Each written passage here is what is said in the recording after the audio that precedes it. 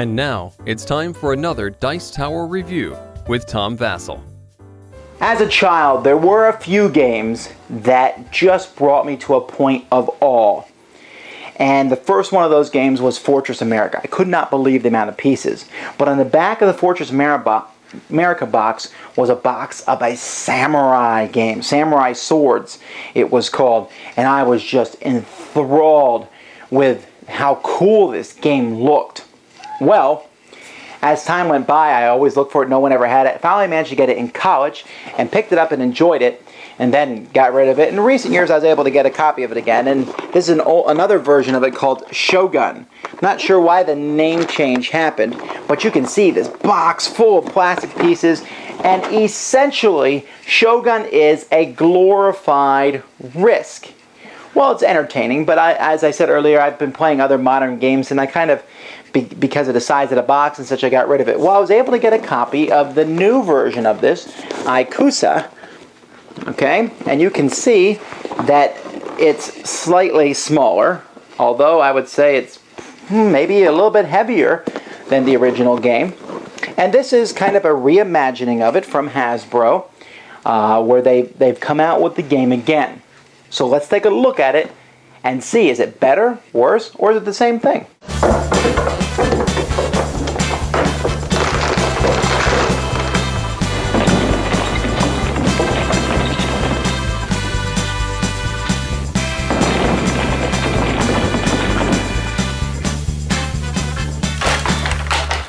If you've ever played Risk before, then you know exactly kind of the idea of this game, and that is basically to wipe out everyone else, to drive them from you, to hear the lamentations of the women and children. And in that, you are going to have a whole army full of pieces. You saw my pieces come in the game, and this is a really nice feature of the game. If you can see the outside of these, they're so much nicer than the ones in the original game, which were just, you know, these, basically, this styrofoam. The colors are a little bit more muted than the original colors, which were, you know, these gaudy, bright original colors, but the molds are basically exactly the same. So the upgrade of these nice plastic containers is really nice, and you're going to put a nice shield in them so that when you do things, the other players are not going to be able to see exactly what you're doing. The biggest disadvantage of this game is that you will have these for turn markers. If you remember, the original game came with these awesome plastic swords, and you know how awesome these were. It was one of the main features, and this is, to me, the biggest disappointment that they removed these and put these markers in instead. But be that as it may, notice I have the swords. Haha. But anyway, players are going to be in turn order. At the beginning of the game, players are going to be drawing cards from a deck and placing soldiers all over the board to claim the different territories. And then, of course, you're going to be trying to capture these territories from the other players. The cards are really nice. I've always liked that, in fact, that not only did they tell you the name of the province, they show you exactly where it is on the map. So they're really easy to figure out where the provinces are. And you'll be claiming them all over the board, placing your troops into different areas. And then, of course, it's time to go to war. Now, each player, though, while there's different forces that you have all over the board, each player is going to have 3 armies. Now, these armies are denoted with flags. Each player has 3 different flags on the army, and the flag on the bottom, you'll see that there's different shapes. So I have a circle, I have a square, and then there's a hexagon shape also. To match those shapes, you also have a daimyo who is in charge of each of your armies. Now, one of these guys is placed out on the board. And when this guy marches around, he is going to show that he's the hexagonal army on the board. The other one, the matching one, he'll match with flag and with base, is placed on here on the spot to show the experience of that. Every time you win a battle, you move up an experience, and that experience will show you how many attacks and movement you can make each turn. So you can see as you get more experience, you can attack 3 or 4 times in the same turn. And then here in your army itself, you will have the people that make up your army. So of course you'll have your daimyo in the army, but you also can have bowmen, you can have gunners, you can have spearmen, you can have swordsmen. There's different types of units that you can have, and there's different slots for them. So you can have up to 10 spearmen and gunners, and you can have up to 4 swordsmen or archers. And the models look like I said, they're exactly the same as from the original game. And so this is your army here on the board. You have 3 big armies, and you're marching around, attacking smaller armies and destroying the little pieces that are all over the board. And when you run into another army, then you have a big, massive battle. Now you're going to be using 12-sided dice usually in this game. And when you attack another player, you simply have to roll less than a certain number, depending on what unit you're attacking with, and then you can score a hit. And you can see here the cost of the different units and their combat values. Like, for example, Daimyo and Bowmen hit on a 6 or less, Swordsmen run on a 5 or less, Gunners and Spearmen on a 4 or less. And then there's a turn order in which they fire. So the Bowmen fire first. They're by far the most powerful units in the game. And then after that, the Gunners will fire, and then all the hand-to-hand units will fire. So after the Bowmen and Gunners roll, you'll remove casualties. And then everyone else fights, and you remove casualties. And you keep going till either the attacker retreats or one of the armies destroys each other.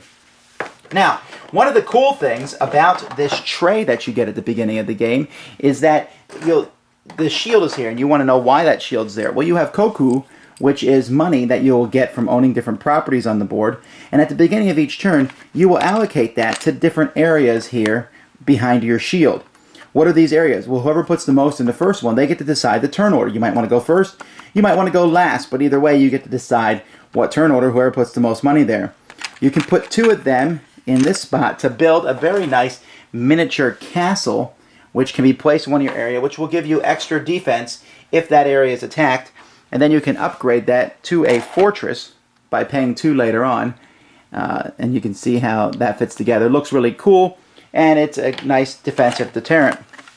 You can also just buy units. Each unit has a different cost, and however much money you put in here is how many units you can buy. You can hire Ronin. Now, Ronin are neutral colored pieces, and they are pretty useful, but they only last for 1 turn. The very neat thing about them is you can say, okay, well, I have them in this place. You take one of your cards, one of the territories you own, and you put them on top of that territory. And if that territory is attacked, you reveal it and show that they are there. So they're kind of like a hidden surprise. Even more than that, though, is this last spot here where you can hire the ninja. And there's one ninja character, really cool. Everyone wants the ninja character. He can do 2 different things. One, he can allow you the next turn, after everyone puts their money down, you can look at someone else's before you put your money in. Or, and this is what he's used for more often, you can try to assassinate the daimyo of one of your opponent's armies. You do that, you roll dice. If you do, you kill the daimyo. Someone else is upgraded to be the daimyo. Well, big deal. Yes, but any experience that guy might have had is now put all the way back down to the beginning. So it's very rare that you'll see a daimyo up in 3 or 4, because usually those daimyos who are doing really well will be attempted to be assassinated by other people. And that's it. You can make alliances. It's best with 5 players. You're going back and forth trying to attack one another, and eventually somebody will conquer the game and win and rule victorious over Japan. Well, as you can see, essentially, it's the same game with minor differences. Better components, I would say, with the exception of, why did they get rid of those plastic swords from the original? That was so cool. We would sit there and duel with those little swords. Anyone who played it, don't tell me you didn't do the same thing. You know you did.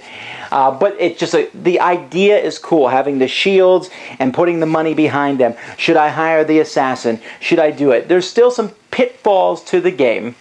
Someone who falls behind or has an army crushed at the beginning due to bad rolling and stuff could have a difficult time coming back, and the game can have a gang up on the leader aspect to it, but I don't care. It is the best. Well, maybe Fortress America was the best, but it's one of the best of that genre. I always thought this was a better game than Axis and Allies.